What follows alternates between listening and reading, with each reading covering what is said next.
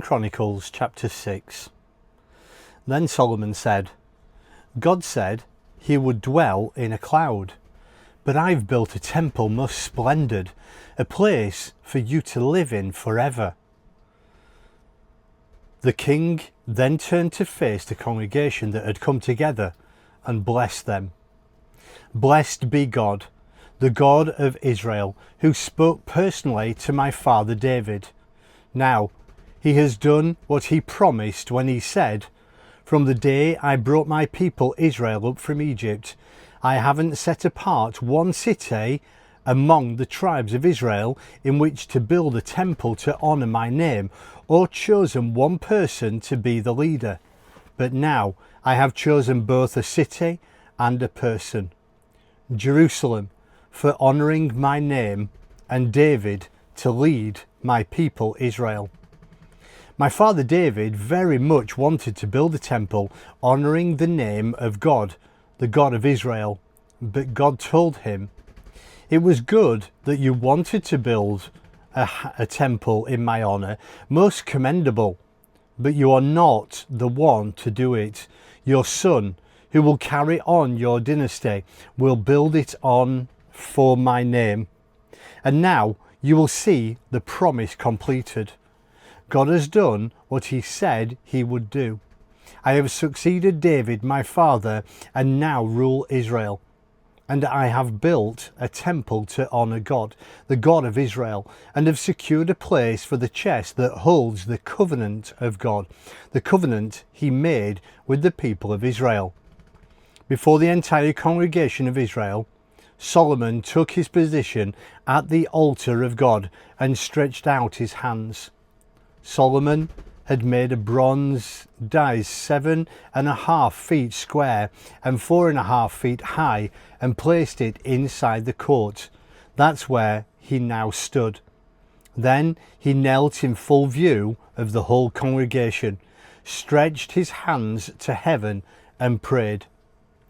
God, O God of Israel, there is no God like you in the skies above or on the earth below, who unswervingly keeps his covenant and his servants and unfailingly loves them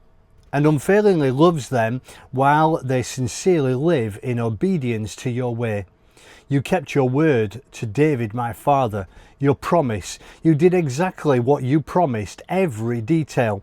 The proof is before us today. Keep it up, God. O God of Israel, continue to keep the promises you made to David, my father, when you said you'll always have a descendant to represent my rule on Israel's throne, on the one condition that your sons are as careful to live obediently in my presence as you have. O God, God of Israel, let this all happen. Confirm and establish it. Can it be that God will actually move into our neighbourhood?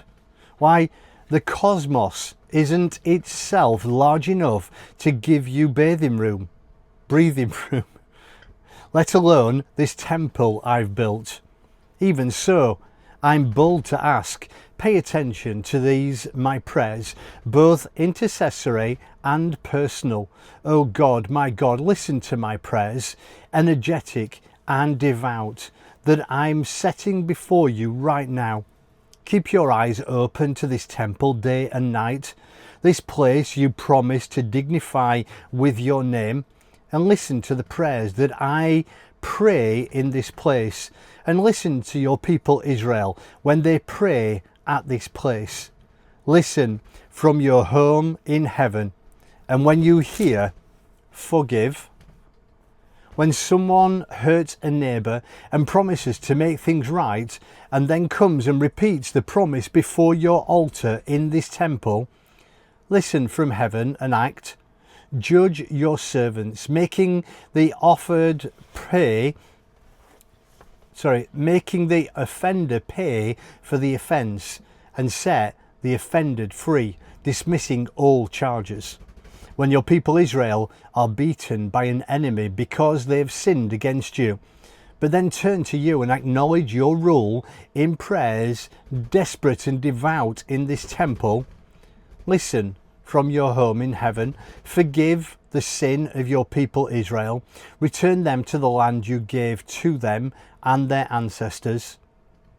When the skies shrivel up and there is no rain because your people have sinned against you, but then they pray at this place, acknowledging your rule, and quit their sins because you have scourged them. Listen from your home in heaven. Forgive the sins of your servants, your people Israel, then start over with them. Train them to live right and well. Send rain on the land you gave as an inheritance to your people. When disaster strikes, famine or catastrophe, crop failure or disease, locust or beetle, or when an enemy attacks their defences, calamity of any sort, any prayer that's prayed from anyone at all among your people Israel, their hearts penetrated by disaster, hands and arms thrown out for help to this temple. Listen from your home in heaven. Forgive and reward us. Reward each life and circumstance, for you know each life from the inside. You're the only one with such inside knowledge. So they'll live before you in a lifelong reverence and believing obedience on this land you gave our ancestors. And don't forget the foreigner who is not a member of your people Israel, but has come from a far country because of your reputation. People are going to be attracted here by your great reputation, your wonder-working power, and who come to pray to this temple.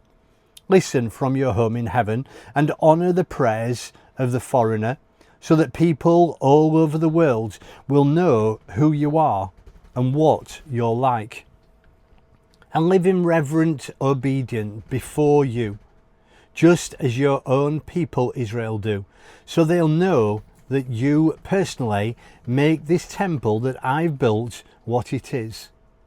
When your people go to war against their enemies at the time and place you send them, and they pray to God toward the city you choose and the temple I built to honour your name, listen from heaven to what they pray and ask for, and do what is right for them.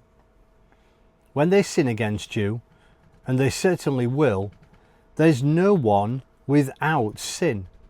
And in anger you turn them over to the enemy, and they are taken off captive to their enemy's land, whether far or near. But then repent in the country of their captivity, and pray with changed hearts in their exile. We've sinned, we've done wrong, we've been most wicked. And they turn back to you, heart and soul, in the land of your enemy who conquered them, and pray to you toward their homeland, the land you gave their ancestors, toward the city you chose, and this temple I have built to the honour of your name. Listen from your home in heaven to their prayers, desperate and devout. Do what is best for them. Forgive your people who have sinned against you. And now, dear God, be alert and attentive to prayer, all prayer offered in this place. Up, God, and enjoy your new place of quiet repose. You and your mighty covenant chest, dress your priests up in salvation clothes. Let your holy people celebrate goodness, and don't, God, back out on your anointed ones. Keep in mind the love promised to David, your servant.